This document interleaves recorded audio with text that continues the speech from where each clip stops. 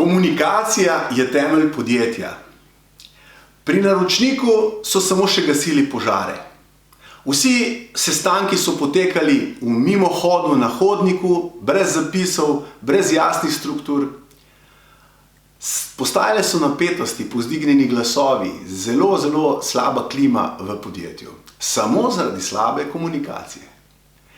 Najprej smo izbrali par načinov, kako bomo kvalitetno komunicirali. Jutranji kratki sestanki ali briefingi in pa tedenski kolegi, ki so zelo kratki, optimizirani in pa hkrati z zapisniki podprti, so spremenili cel pogled in predvsem vodenje, način vodenja s pričakovanji, da se bo nekaj zgodilo, se je spremenil.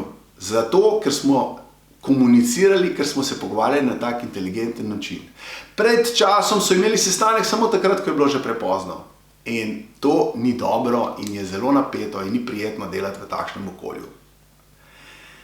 Komunikacija ni samoumevna. Komunikacija je veščina in jo je treba vaditi, trenirati, tako kot vsako drugo stvar.